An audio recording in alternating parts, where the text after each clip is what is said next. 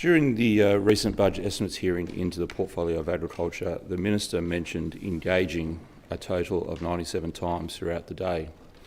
Consulting was another hot topic filled with potential empty promises, a total of 21 mentions across that day. Madam Deputy President, my inference to empty promises is based on experience and evidence, unlike this newfound sentiment of feelings-based policymaking. I'll now delve deeper and examine the use of the two words engaging and consulting regarding the Minister's role in the Great Groper ban. When the Minister decided to ban the line fishing of the eastern groper, through my own consultation and research, it became apparent that not one of the prominent and recognised fishing organisations had been contacted prior to the implementation of the ban, nor had they been consulted with. This is despite me having given the Minister personal introductions to the Recreational Fishing Alliance and the Underwater Skin Divers and Fishermen's Association, both of which are highly regarded within the industry for their professionalism, knowledge and expertise. Instead, these groups found out by chance encounter as a result of the Minister's department leaking like a sieve. Seemingly, the only way to obtain information from the department is to stand underneath it with a bucket and catching the drips as they inevitably fall. Under the previous government, an adverse relationship had formed between these advocacy groups and the then Minister in charge of fisheries. I liken the change in government to that first gust of wind on a hot summer's day. First is the anticipation of impending change, curious of its origin to determine which direction it is likely to be heading. These groups too had held onto the hopes and desperation which comes with a change in government, that it could bring with it a sudden cool change following the history of neglect. In the early days, the Minister said enough to offer a glisten in the distance, a glimmer of hope that for the first time in a decade, their Minister might just heed the call and listen to the industry voices.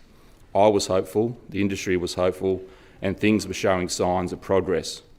So what undid all the Minister's hard work and suddenly sent it spiralling backwards? The answer is undoubtedly locked behind the elusive door of Cabinet confidence, a door designed ironically to reverse transparency and keep consultation confidential. Following the Minister's decision to exclude the industry prior to formal policy making, these groups are now back on a war footing.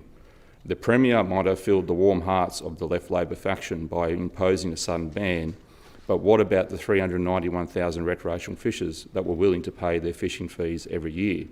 Do they not deserve more than a diluted attempt at consultation after the fact, with no warning prior to the ban? In end, that's all they really ask for, is to be included in the decision-making process. An underwhelming survey released by the DPI in the weeks following the decision, with the option for members of the community industry to provide 200 words of feedback, is simply inadequate. It feels like an afterthought, and the department simply checking off a box to say they consulted with the public after a decision has already been made. Evidence given during the hearing indicates the Minister has sought advice from the department specifically around a ban on the taking of the blue groper, nothing else.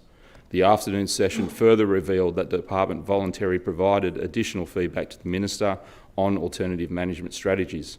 However, this advice was willingly ignored by the Minister. When pressed on the advice provided by the department, the Minister would not table it. Now, members of the Minister's Fishing Advisory Council willingly give up their time to impart that invaluable knowledge and serve as an invaluable resource to the Minister. It was acknowledged that the Minister had wrote to the councils the day prior and made phone contact, but once again, my timeline places this contact after the decision has already been made and likely after the press release had already been issued to the media, which is understood to be early morning, if at all the contact ever actually took place. If you genuinely want appropriate feedback from an industry, take it seriously. Make the consultation process consistent with others undertaken by your government. Don't blindside them with a decision and then put up a poxy online form that makes SurveyMonkey look like a PhD thesis.